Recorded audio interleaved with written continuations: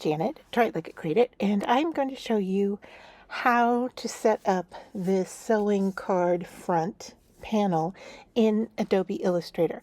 I will provide the SVG file for those who don't work in Illustrator, but I thought it would be fun to kind of go through and see how to set up a file or to set up an SVG in Adobe Illustrator. So what I have here is I'm going to open up a new document. I'm going to go 8.5 by 11, and the orientation is going to be portrait, and I'm going to create. Now the next thing I'm going to do is go over here, and I want to make sure that I am working in automation. It looks fine. So what I'm going to do is take my rectangle, click on the rectangle, and I am not going to draw a rectangle on my page, but I'm going to click because I want it to be a very specific size.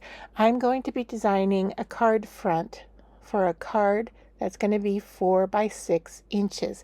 So I want my front panel to be like 1/4 of an inch smaller. You can go even smaller if you want, but I'm going to do 1/4 of an inch. So I know instead of 4 inches in width, I want 3.75, and in height, instead of 6, I am going to want 5.75, and say okay. Now the next step that we're going to do with this rectangle here is we're going to turn on our ruler. So you go up to view and slide down until you see rulers and say show rulers. Now the rulers will automatically zero at your corner of your page. Now I have my rectangle here, so I know where the center of that rectangle is. And what I'm going to do is go over here to the left hand ruler, click and hold, and drag a mark over to the center of my card, and then let go.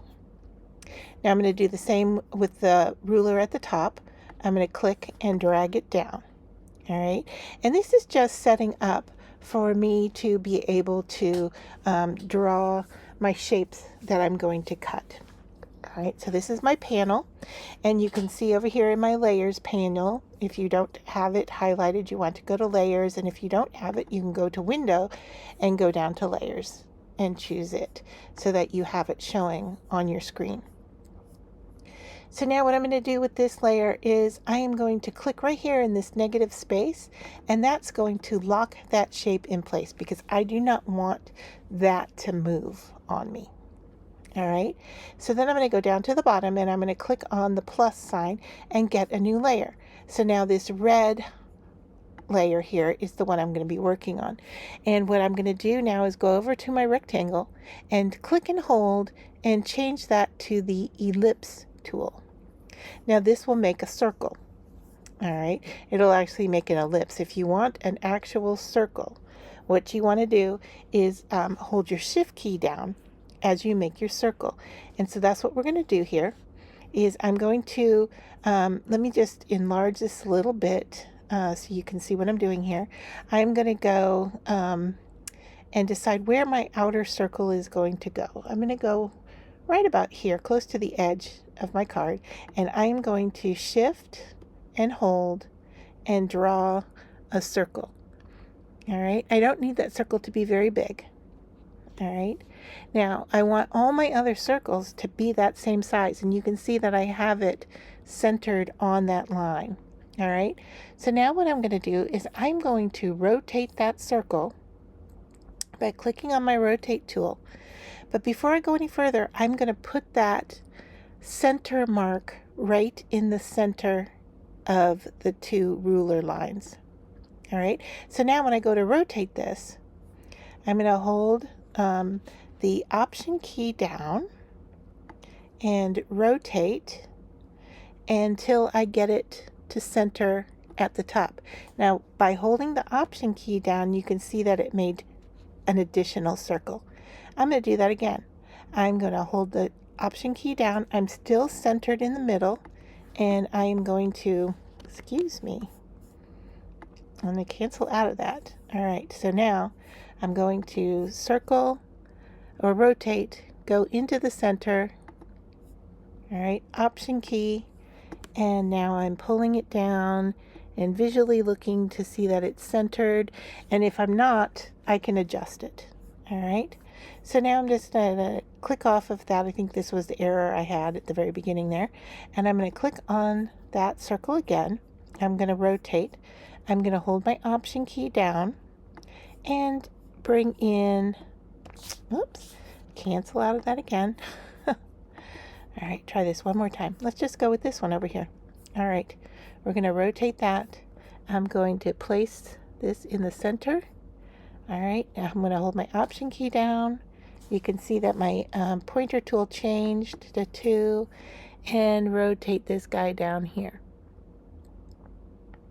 And I'm just trying to center it on that line without having to move it around afterwards. But you can see that it's not perfectly aligned, so I'm going to use my arrow keys on my keyboard, but I'm going to have to go back up to my selection tool first and then just move it over.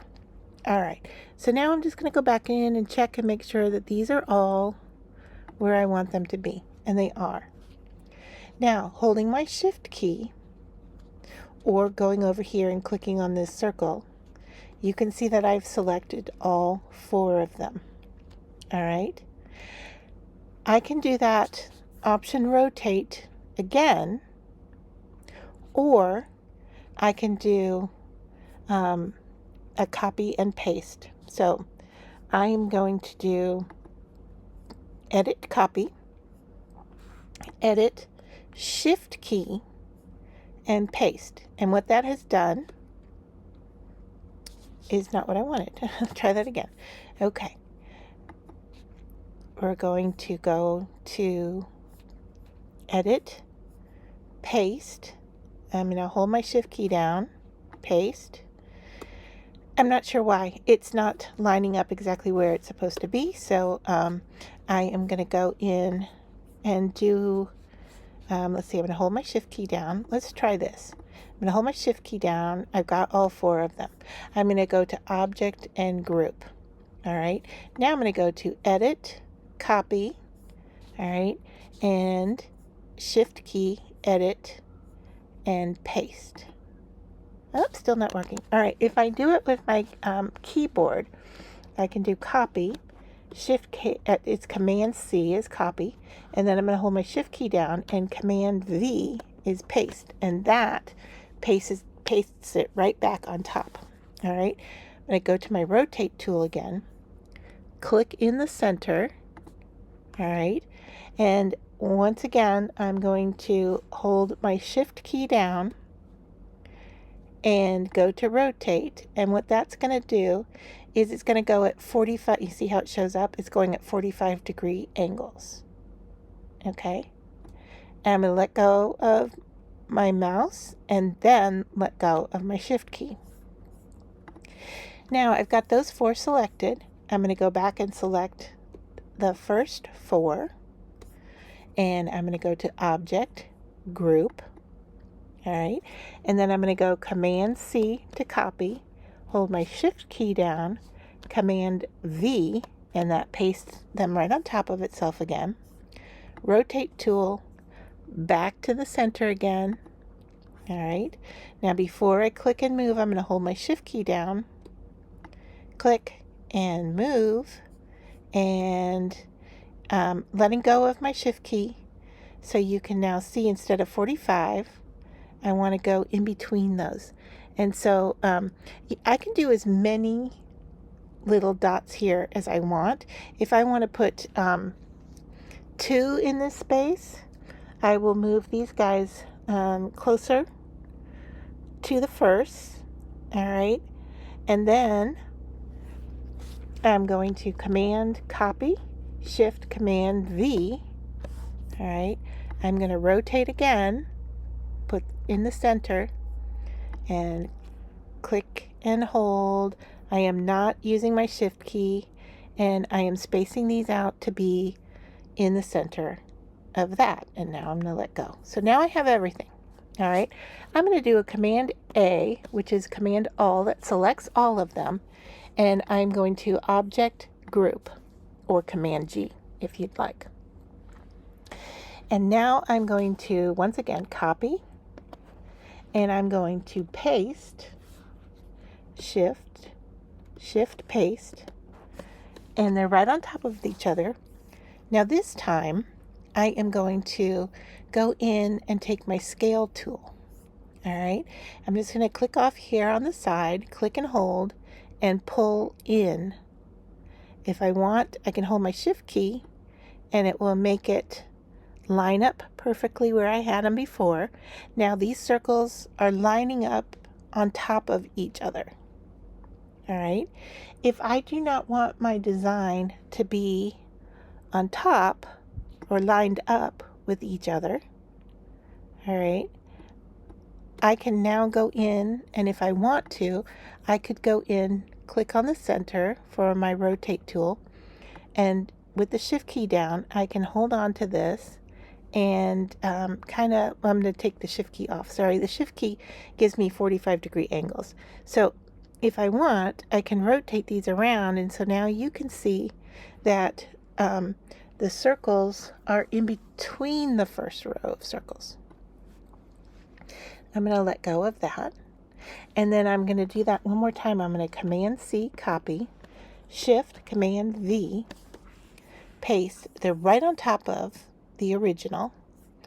All right, I'm going to I'm not going to rotate. I'm going to scale them in. So I'm using the scale tool here from the bar on the side, and I'm going to click and shift and pull in. All right, and I'm going to figure out where I want those to be. I'm liking them there, so I'm going to let go of everything. And I'm going to rotate those, go back into the center again. And now I am going to rotate those so that they look like they're going to line up again with the outside row of circles. All right, so I'm just moving these around until they look like they're on those ruler lines. All right, as close as I can get them there. Okay, and that is the design that I made. Now, the other thing you could do is put a hole in the center. And so what I did was I'm going to use my direct select, and I'm going to grab the center of this larger circle here. I'm going to Command C, copy, and Command V, paste. You can see it's just going to randomly put it on my work surface.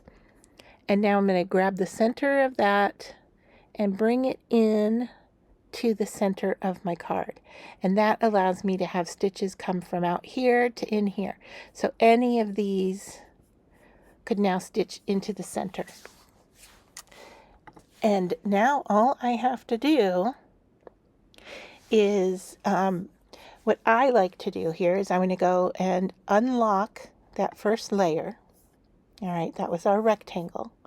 And now I'm going to go Command A, so it selects everything. All right, one more time I'm going to go under Object and Group. And then one more time I'm going to go under Object and go down to Compound Path and Make. All right, and so what that has done now is it has grouped everything together. And if we go over here and look, if I click on my layer 2, you'll see here that it says that there's a compound layer. If I click on 1, you can see all it has is the guides. I don't need these guides anymore, and I don't need layer 1 anymore, so I can just click and hold and drag it down to the trash can and get rid of it.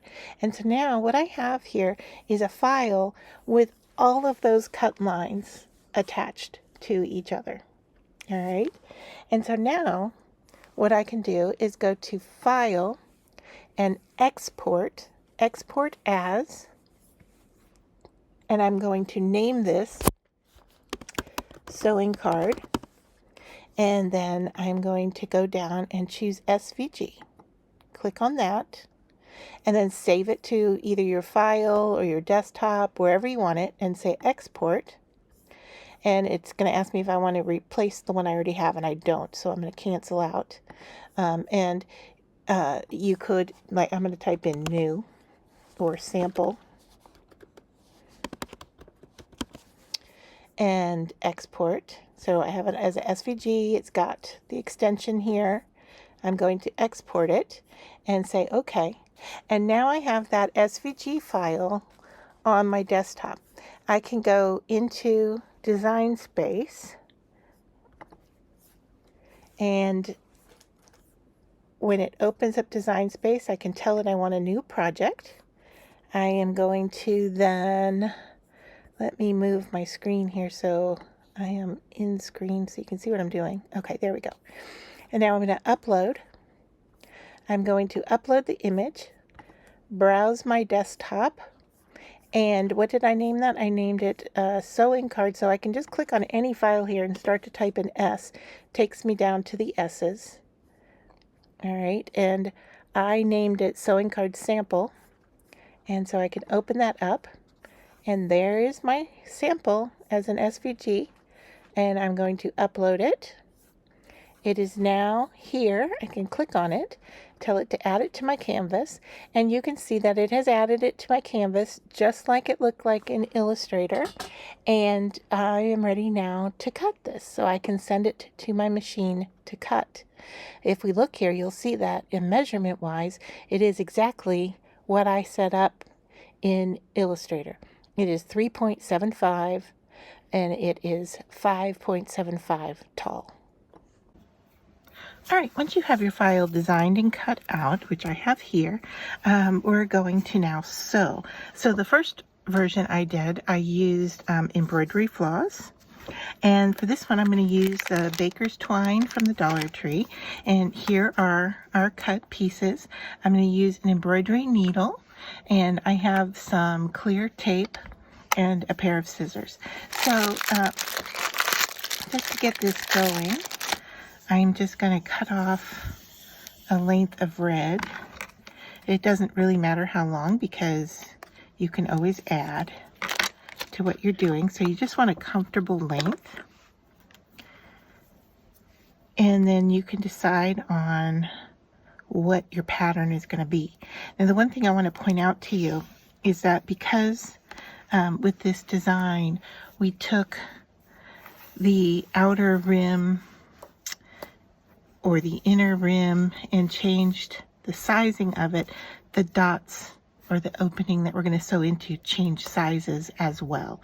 So I just want to point that out to you.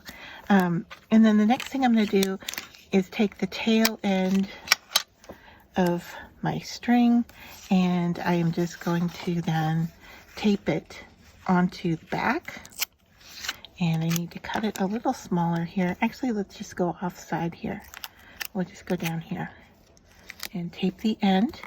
If you want, you can leave it hanging and tie knots. So that's what I've done here with the embroidery floss, is that once I started working, you can just tie knots off on the end. The back doesn't matter because it's part of your card. You're going to be, mounting that, and so we're not going to see it. So for this design, I'm going to just start going through an opening, and I'm going to go at an angle here and just sew around my card. Now keep in mind that if you don't fill up the opening that you're sewing into, that's not a problem. The color from the cardstock that you put this on will show through. So that will just add to the design itself. So it's just this simple, is to go around and sew. And you want to pull tight, I'll say, with your thread, but you don't want to tear your paper. Okay, so you'll get a feel for that as you work around. And I will come back and show you this after I get all the way around this one side. So I have finished this round, and I have my tail here. And once again, I am just going to tape it in place, and I can trim the ends off later. And so that's what the first round looks like. And then I'm going to take this red and white twine and cut a length off and go in and sew my next area. And now you could go back over these. You could go, you know, down into the center. What I'm going to do is go in the opposite direction here and kind of make a wreath. And then we'll just take a peek and see how that looks. One of my thoughts was that you could cut out a sentiment and tape it over the center, so you don't ever have to use that center hole. Or in Design Space, you could actually omit this and then just have a real nice wreath design. So once again, I'm going to tape my end, or I could tie off. If either way is fine. Taping it down will be a little bit flatter than if you tie knots, but if you lift it up with a little bit of foam tape, then you won't have to worry about those knots interfering with your design. So you can say here I'm going the opposite direction of the angle that I sewed the first time around, and I am using the same holes that I used for the red ones.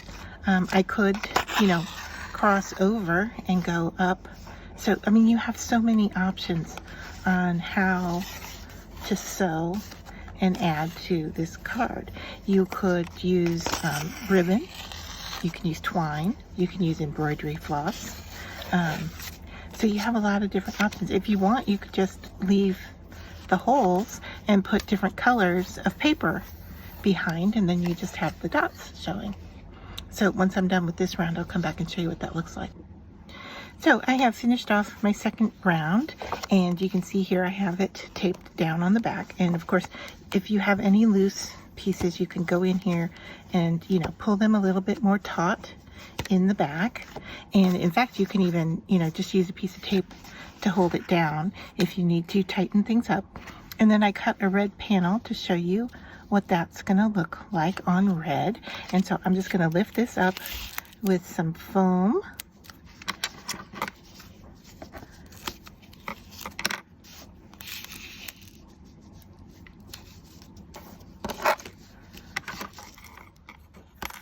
Goodness, let's get the needle put away. There we go. All right, and then I'm just going to put some here in the center to help hold it up. I think that will work.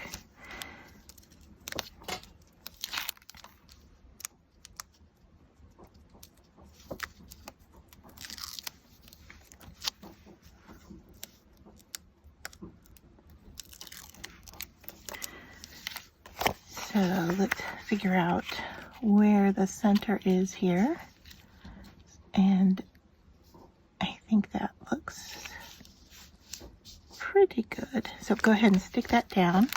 I'll pull the rest of the protective paper off, and then I cut a red circle to show you what it would look like to cover up that center. So I am just gonna now glue that in place and be finished with this one. I'm not going to add a sentiment. I am just going to leave it like so, and then all I have to do is put it on a card base, and that is good to go. So that's how you would use this template. And like I said, there's lots of different options for how you would sew this.